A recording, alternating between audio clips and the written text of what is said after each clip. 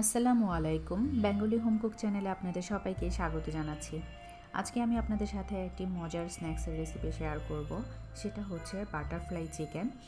এটা দেখতে অনেকটা বাটারফ্লাইয়ের মতো, এই জন্য এটাকে বাটারফ্লাই চিকেন বলে থাকে এবং এটা ইফতারিতে কিংবা বিকেলের স্ন্যাক্স হিসেবে খুব ভালো লাগে খেতে।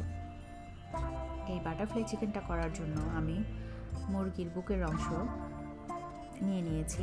হাড় ছাড়া মাংস হলে ভালো হবে। ছোট করে কেটে নিয়েছি, ভালো করে পানি ঝরিয়ে নিতে হবে। এখানে আমি চিকেন নিয়েছি 150 গ্রাম এবং চিকেনটা আমি ম্যারিনেট করে রাখবো। ম্যারিনেট করার জন্য আদা বাটা দিচ্ছি হাফ টিস্পুন, রসুন বাটা হাফ টিস্পুন,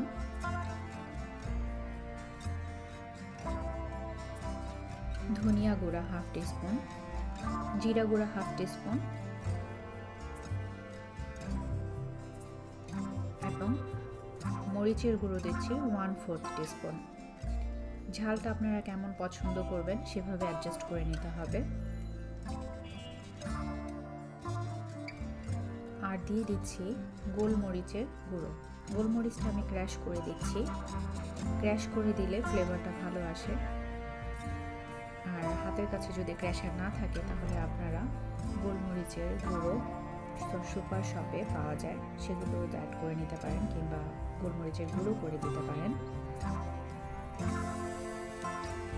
এরপর দিয়ে দিব সয়া সস 1 টিস্পুন,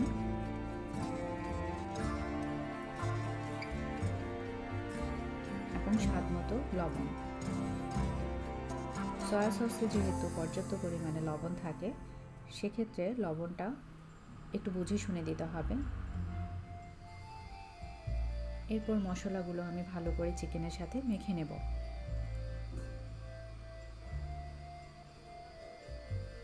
ভালো করে মিশিয়ে নেওয়ার পর দিয়ে দিচ্ছি কর্নফ্লাওয়ার 2 টেবিল চামচ এবং ময়দা 2 টেবিল চামচ।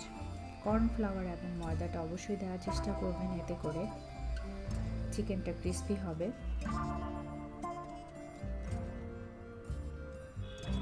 চিকেনের সাথে ভালো করে কোট করে নিচ্ছি।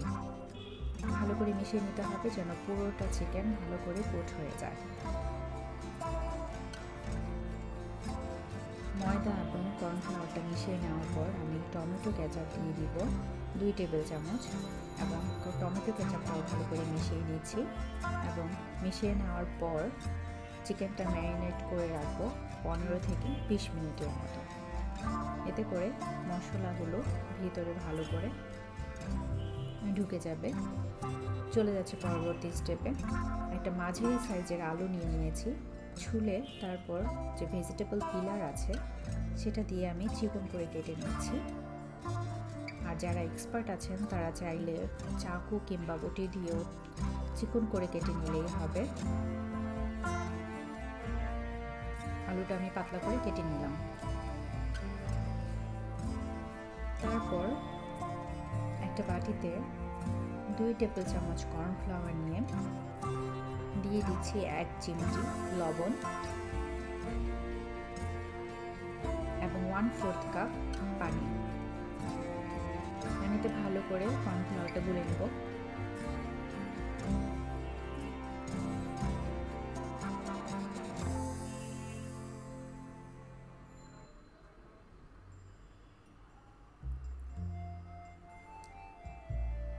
এরপর যে ম্যারিনেট করে রেখেছিলাম চিকেনটা, সেটা আলুর ডিপ করে সেই কর্নফ্লাওয়ারের মিশ্রণে ভিতরে চিকেন দিয়ে টুথপিক দিয়ে সিল করে দিচ্ছি, যেমনটা দেখতে পাচ্ছেন।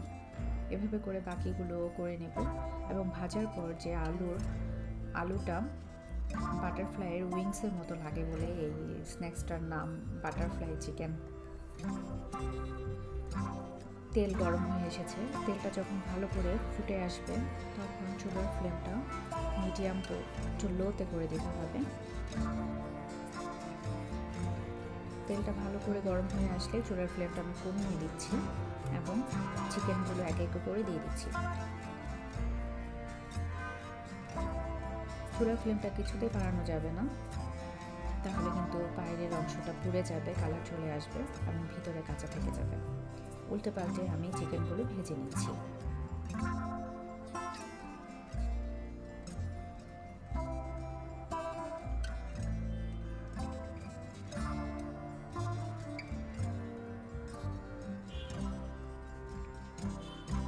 আমি বাদামি করে ভেজে নেব।